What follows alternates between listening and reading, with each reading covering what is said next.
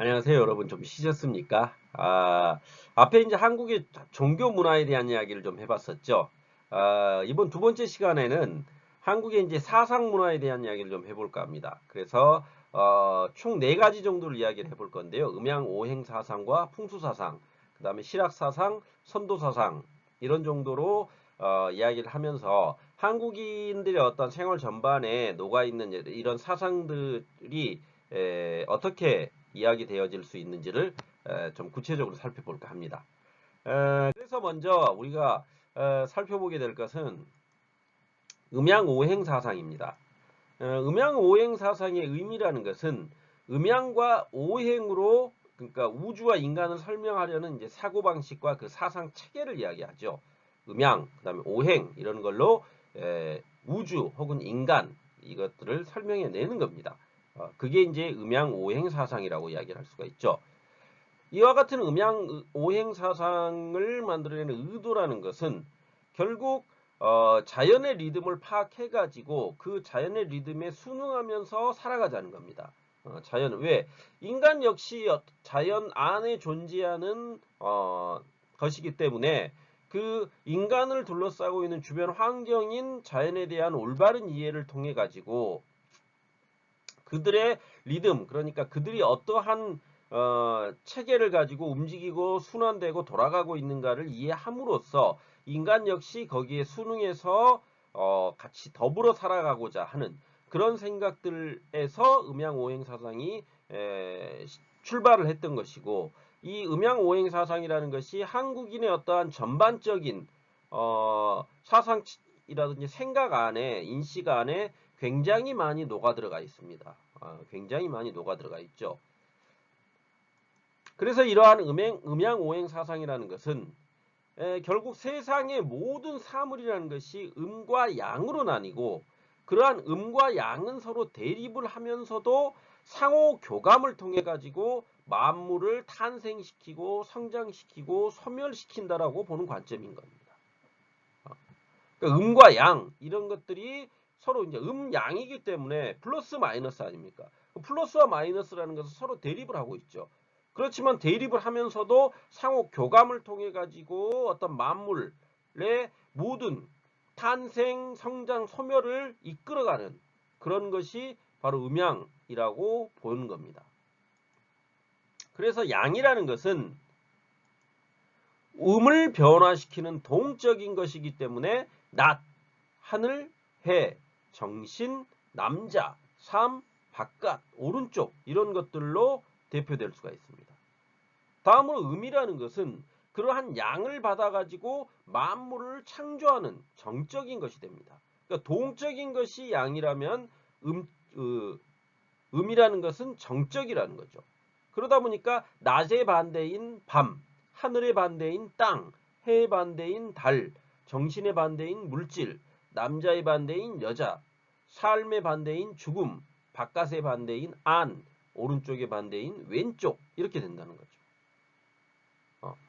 그게 이제 음과 양. 그래서 우리가 음양의 조화라는 말을 쓰거든요. 음양의 조화라는 말을 아주 보편적으로 많이 씁니다. 야, 음양의 조화가 돼야 되지. 그러니까 남자와 여자가 사랑을 할 수밖에 없는 것은 음양의 조화라는 겁니다. 이 음양 오행 사상의 근거에 본다면. 왜? 양적인 것은 뭡니까? 음을 변화시키는 동적인 거죠. 그런데 그 양적인 변화시키는 동적인 것을 받아가지고 만물을 만들어내는 것은 정적인 음이라는 겁니다. 그러면 우리가 남녀의 관계라는 걸 놓고 봐도 남자의 어떠한 양적인 것과 여자의 음적인 것이 만나가지고 결국 새로운 탄생 아이를 만들어내지 않습니까? 그게 바로 음양의 결합이라고 본다는 겁니다. 그러니까 서로 대립되고 전혀 호응할 수 없을 것 같은 존재가 아니라 서로 대립된 관계이지만 상호 교감을 통해 가지고 어떠한 만물을 만들어내는 것이 바로 음양의 조화라고 본다는 거죠. 그러니까 세상의 모든 것들은 다 음양의 조화로 이루어진다라고 한국인들은 보고 있는 겁니다. 그렇기 때문에 암컷과 수컷이 있게 되는 거고요. 어, 나무에도 암수가 있고 수수가 있지 않습니까? 그러니까 모든 것들을 암과 수로 구분하고 음과 양으로 구분해서 바라보는 거죠. 다음으로 이제 오행이 있죠. 오행이라는 것은 5가지 행해진다는 거죠. 그래서 오라는 것은 우주 만물이라는 것이 5가지 법칙에 따른다는 겁니다. 그리고 그 행이라는 거, 행한다는 것은 그 기운을 갖다 받아들여 가지고 순환, 돌아간다는 거죠. 그러한 것들을 의미한다는 거죠. 그래서 모든 사물이라는 것은 이 오행의 법칙에 의해서 상호 상생하고 서로 상생하면서 상극을 통해서 길융화복, 길하고 융하고 화가 있고 복이 있다라는 거죠. 그것이 결정된다라고 보는 겁니다. 음양의 오행에 의해서. 그게 음양 오행 사상인 겁니다. 그래서 모든 만물이라는 것은 이렇게 보면 되죠. 그러니까 음양 안에는 이제 또 태음과 소양, 소음, 태양 이런 기질들이 있다는 겁니다. 기질. 그러한 기질들을 그래서 받아들여 가지고 태음인, 뭐 소양인, 소음인, 태양인 이러한 사상 체계를 만들어내고도 있거든요. 그래서 그 어떠한 이 한의학 안에 보면 그러한 사상 체계에 따라서 인간의 몸이라는 것은 그 기질이 정해져 있기 때문에 거기에 우리에게 그러니까 그 이를테면 태양인의 기질에 맞는 것, 혹은 태음인의 기질에 맞는 것, 소양인의 기질에 맞는 것, 소음인의 기질에 맞는 음식들이 있고 궁합이 맞는 음식이라고 하거든요. 궁합이 맞는 음식들이 있기 때문에 그 궁합에 따라서 음식도 먹어야 한다. 이런 것들이 있다는 겁니다. 그리고 인간은 어떠한 기질을 수, 금, 목, 화, 토. 그러니까 우리가 월, 화, 수, 목, 금, 토, 일 이렇게 얘기를 하지 않습니까? 그런데 수, 물이죠. 그 다음에 금, 물질이죠. 화, 불이죠. 그 다음에 목, 나무지 않습니까? 토, 흙이죠. 그래서 오행이라는 것은 결국 이 수, 금, 화, 목, 토가 기반이 되는 겁니다. 그래서 겨울이라는 건 수, 그 다음에 가을이라는 것은 금, 봄은 목, 그 다음에 여름은 화, 그리고 계절의 중간이 토가 된다라고 보는 겁니다. 이해하시겠습니까? 그게 이제 오행이죠. 오행. 움직인다는 거지. 오행. 그 굉장히 복잡한데요. 음양오행이라는 것이 그러한 것들이 그러니까 이 모든 세상 만물이 그와 같이 이루어졌다라고 한국인들이 본다는 겁니다. 그렇기 때문에 그와 같은 만물 체계를 한국인들이 인지를 하고 있기 때문에 세상의 모든 대상들 혹은 만물에 대해서 굉장히 호의적이죠. 어떻게 보면. 그래서 사람들이 그 세상의 모든 물질, 사물에는 그 사물이 만들어지고 거기에 존재하는 근거가 있다라고 생각을 많이 합니다. 그래서 거기에 왜 있는가? 이거는 필요하기 때문에 있다라는 거죠. 그러니까 세상에 존재하는 모든 물질 중에 필요하지 않은 것은 없다라고 보는 그러한 생각들, 그러한 사고들, 이런 것들이 바로 음양오행 사상에 근거한 한국인들의 어떠한 기저에 깔려 있는 사상 체계라고 할 수가 있습니다. 그래서 음양오행의 원리라는 것은 결국 하늘, 사람, 땅의 삼재에 적용되는 겁니다. 그래서 이 하늘, 사람, 땅의 삼재에 적용이 되기 때문에 여기에서 학문적 체계가 3개가 이제 발생하게 되죠. 그게 바로 천문학과 풍수학과 한의학이 되는 겁니다.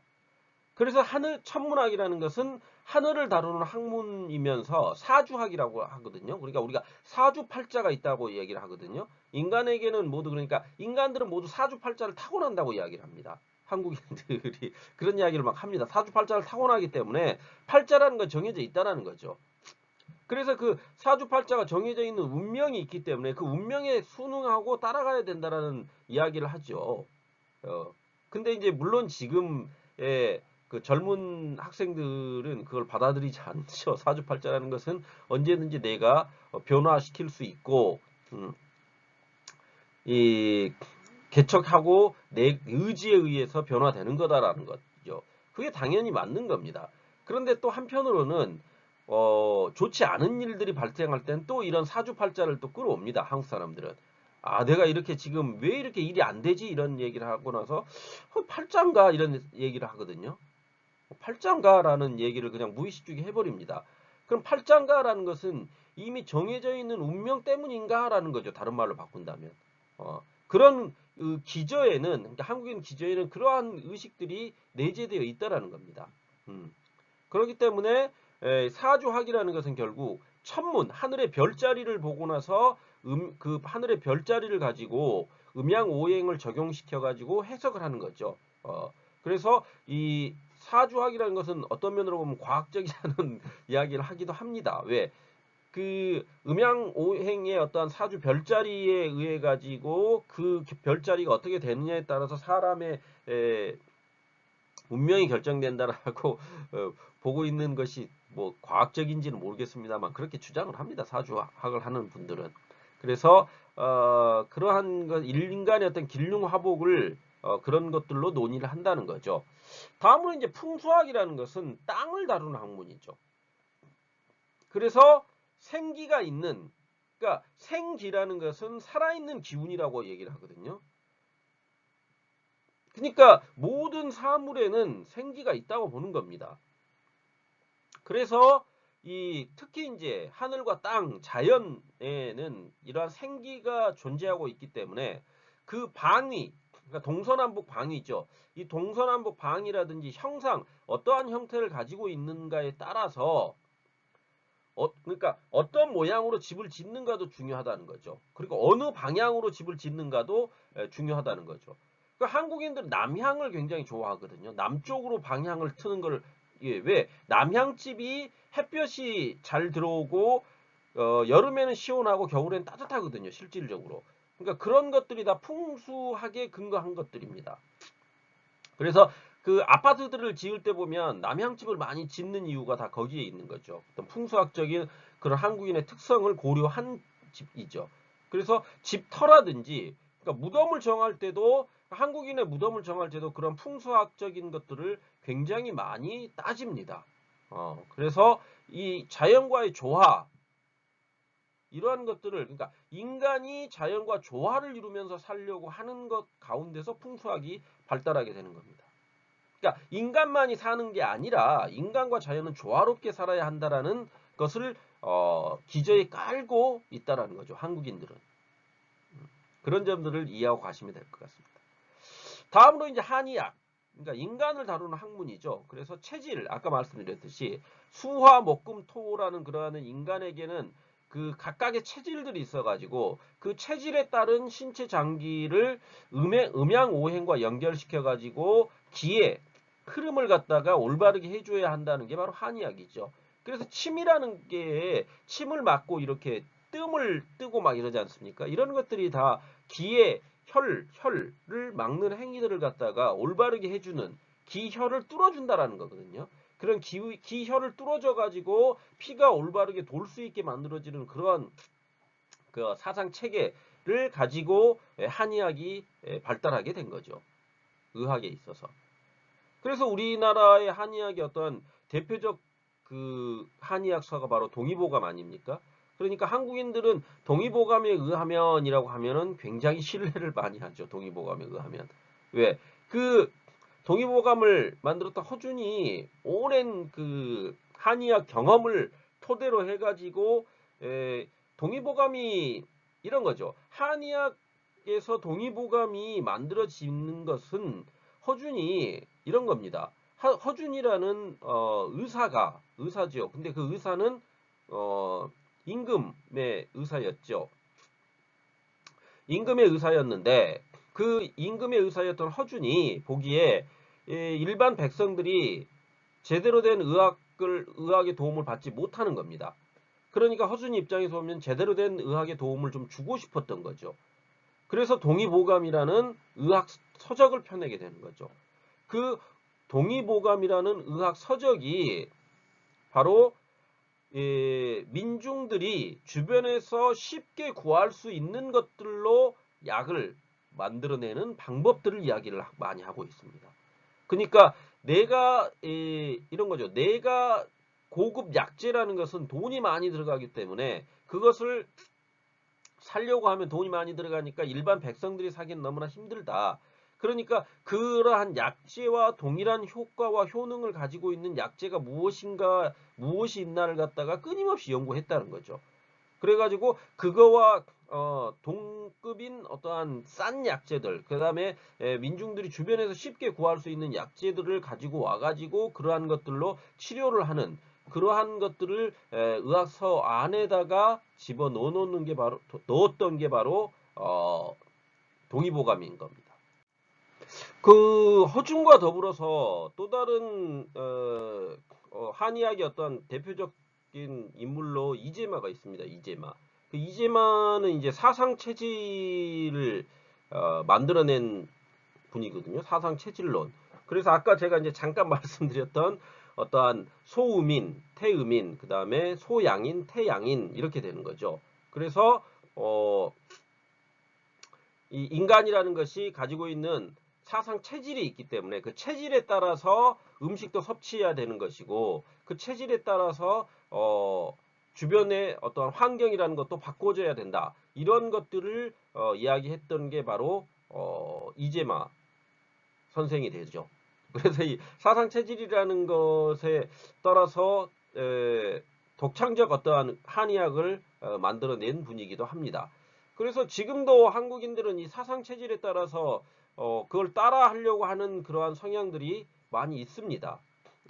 그렇기 때문에 뭘 할 때도 이게 너는 이를테면 소음인인데 이걸 먹으면 안 된다 그러면 그런가요? 하면서 그걸 거부하고 이러는 것들이 한국인들 안에 이야기하다 보면은 가끔씩 여러분들도 혹시 이제 그런 것들을 느끼셨을지 모르겠지만 그런 것들이 있습니다. 이제 그게 이제 사상 체질입니다. 사상 체질. 그래서 이제 이 음양오행에 의해 가지고 천문학, 풍수학, 한의학이라는 것이 융성하게 된다라는 것이 한국의 사상이라고 볼 수가 있는 거죠. 다음으로 이제 이야기해 볼 게 이제 풍수 사상입니다. 풍수 사상. 이 풍수 사상이라는 것은 음양론과 오행론을 기반으로 해 가지고 어떤 주역의 체계를 중요한 논리 구조로 삼아 가지고 길을 추구하고 그러니까 길한 것을 추구하고 흉한 것을 피하는 것을 목적으로 삼는 어떤 지리 과학이라고 할 수가 있죠. 지리 과학. 그렇기 때문에 이 풍수설의 어떤 구성이라는 것은 산, 물, 그다음 방위, 동서남북 방위, 그다음에 사람 이 네 가지의 조합이 이루어져야 한다는 겁니다. 그래서 풍수라는 것은 생기라 그랬지 않습니까? 그 살아있는 기운이죠. 살아있는 기운이 바람을 타고 흩어지거나 물을 만나면 멈추는 특성이 있다고 보는 겁니다. 그렇기 때문에 이를 잘 다스려서 집터나 무덤터를 잘 잡아야지 인간의 안녕을 도모할 수 있다고 보는 겁니다. 그러니까 우리가 이제 이 풍수사상을 뭐 그런 것들이 있어라고 우선 넘길 수도 있겠지만 이런 측면도 부분적으로는 인정해야 되는 측면도 분명하게 존재합니다. 우리가 가끔 이제 그 무덤을 다시 이제 이런 게 있죠. 무덤 안에 어떠한 일이 갑자기 거기에 무슨 도로가 난다. 어떻게 하다 보니까 무덤을 없애버리고 도로를 내야 된다. 혹은 거기에다 어떠한 집 같은 걸 지어야 한다.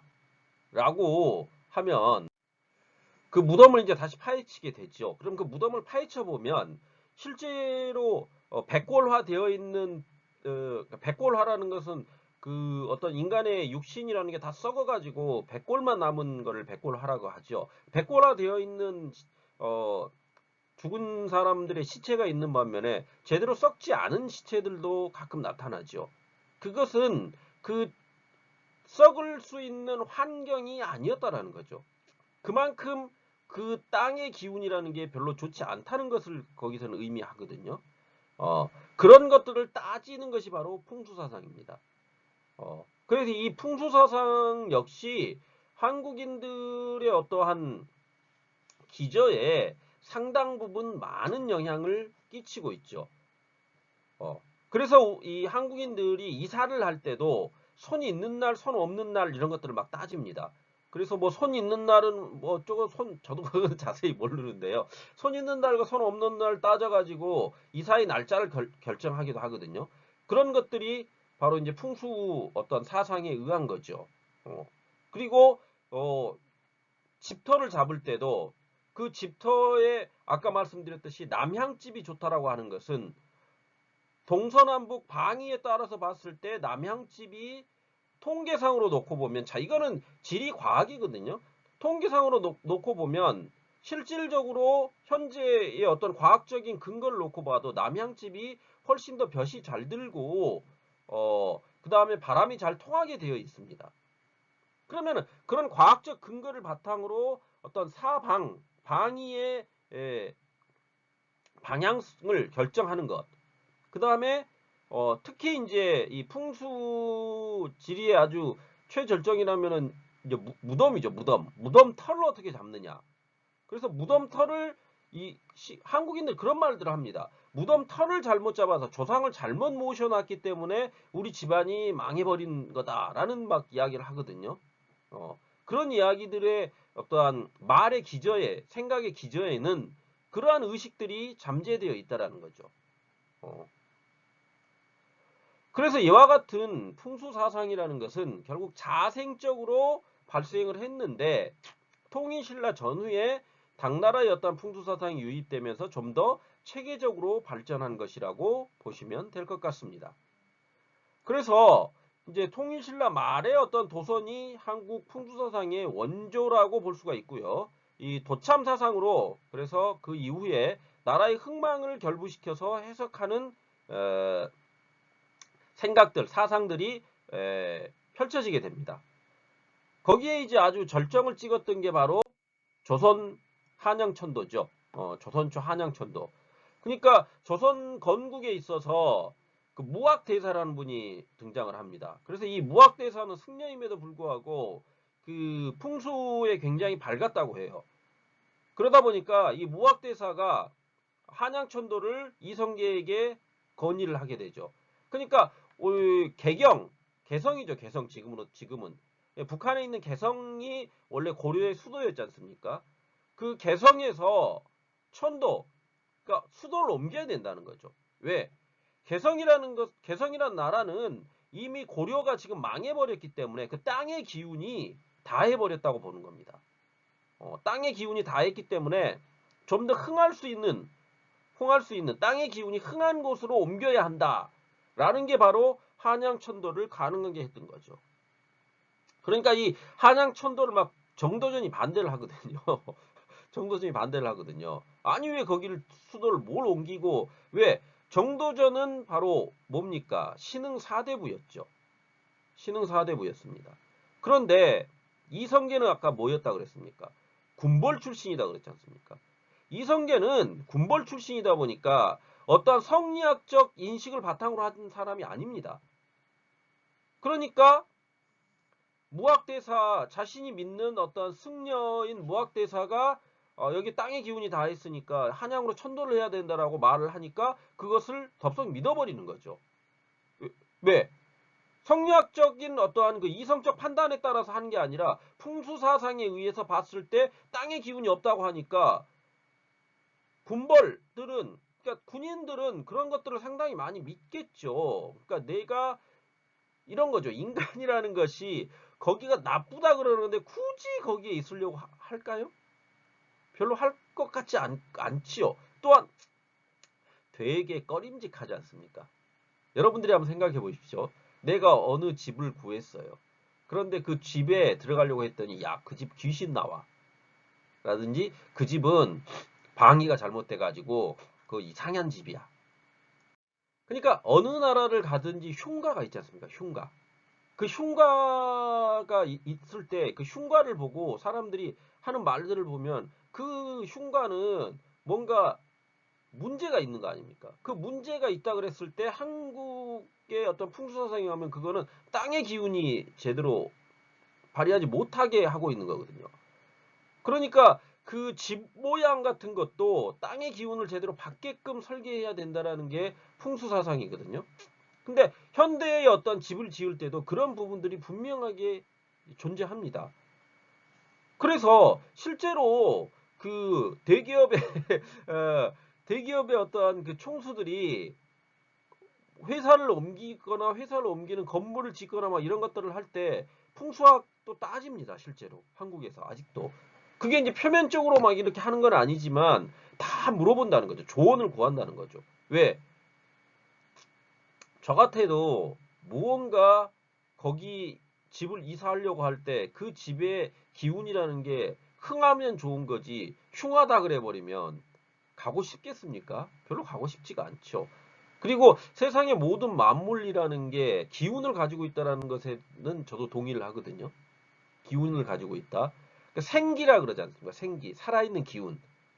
그러니까 우리가 자연을 가가지고 자연의 숲속 안에서 힐링을 한다는 것도 자연의 어떠한 그 기운, 내뿜어져 나오는 그 기운을 받아들여가지고 인간이 좀 더 편안해지려고 하는 마음에서 그러한 힐링이라는 용어가 나온 거 아닙니까?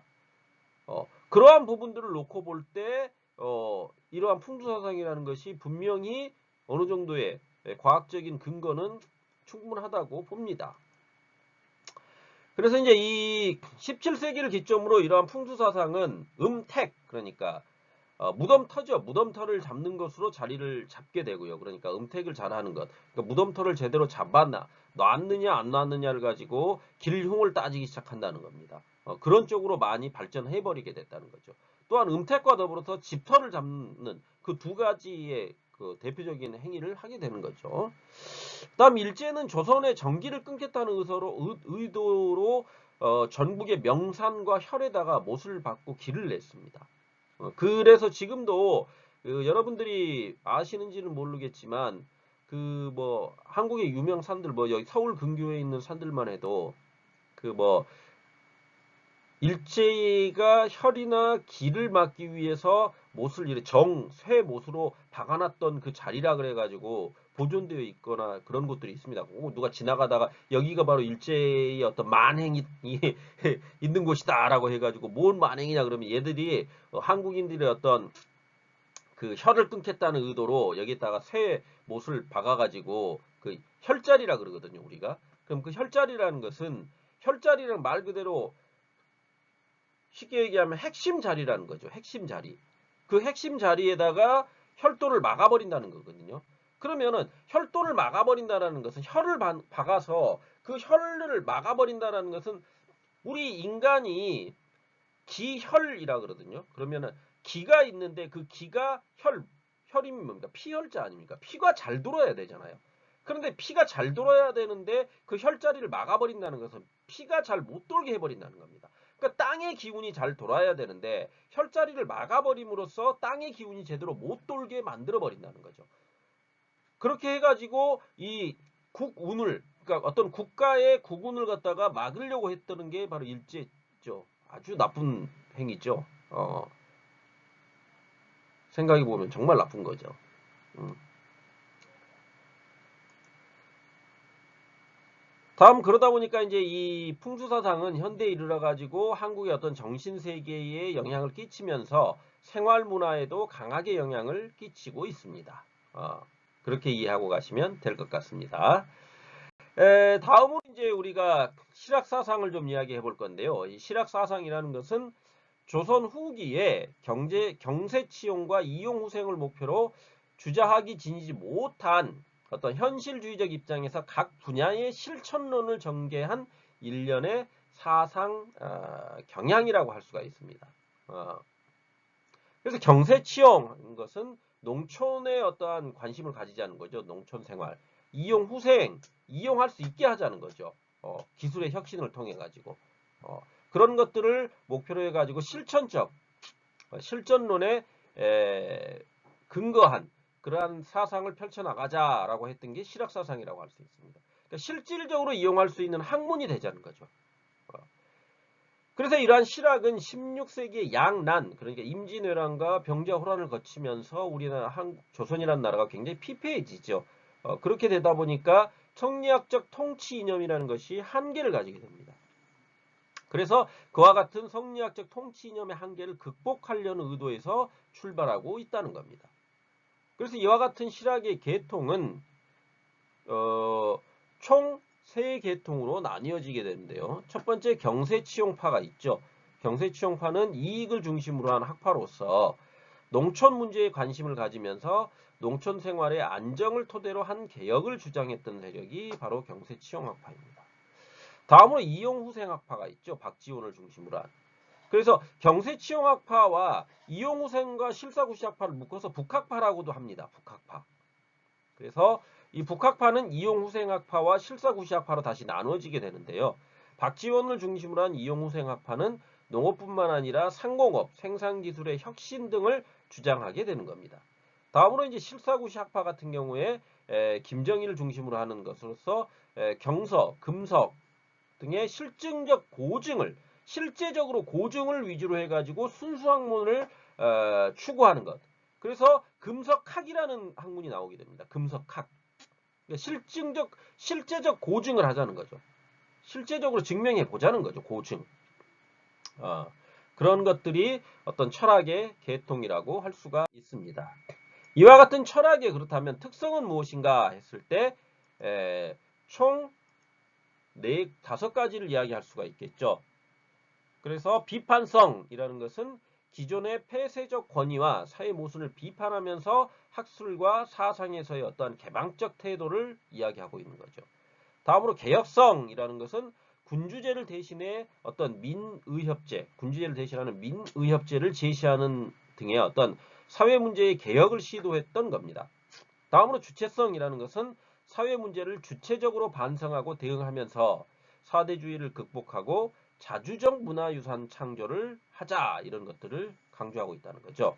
다음으로 실용성이라는 것은 학문의 관심을 현실적이고 구체적인 것에 실질적으로 이용할 수 있는 것에 두자라는 것입니다. 다음 실증성이라는 것은 학문의 어떤 연구 방법을 경험적이고 실제적이고 실증적인 것으로 채택을 하자. 이러한 특성들을 5가지를 내세웠다는 거죠. 실학이. 그런데 이제 이러한 실학의 한계가 또 오게 되는데요. 결국 중심 인물들이 어떠한 실학의 어떤 이상들을 갖다가 실현시킬 힘이 일단 없었고요. 그 다음에 체계적 이론 틀을 마련하지 못하게 되면서 결국은 조선 후기에 어떤 학문 사상 체계로서에 그쳐버렸다는 거죠. 물론 이제 어떠한 실질적으로 학문을 이용하는데 실생활에 이용하게끔 해야 한다라는 그러한 인식은 후세에 전달되게 되지만 조선 후기에 이뤘던 하나의 실학 운동이었다라는 정도로만 인식되고 사상 체계가 제대로 만들어지지 않다 보니까 한계점을 노출하게 되었다는 겁니다. 마지막으로 이제 우리가 살펴보게 될 게 이제 선도 사상입니다. 선도 사상. 한국의 사상 체계 안에서, 사상 문화 안에서. 그래서 선도라는 것은 신선이 돼가지고 장생불사하기 위한 수련 방법이죠. 그래서 유불선에서 선사상이죠. 선사상. 그러니까 도가죠. 도교. 그런데 이제 이 도교가 한국에서도 전통적으로 내려오는 측면이 있는 겁니다. 그 도가 사상이. 그래서 한국의 선도의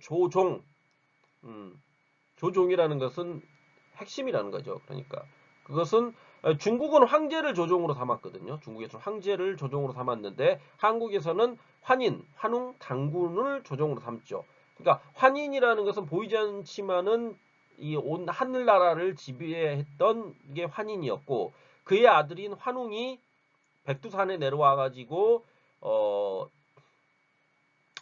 곰하고 호랑이가 와가지고 인간이 되게 해달라고 하니까 환웅이 마늘과 쑥을 주면서 100일 동안 참으면 인간이 되겠다 해가지고 100일 동안 참았던 곰이 웅녀가 됐죠.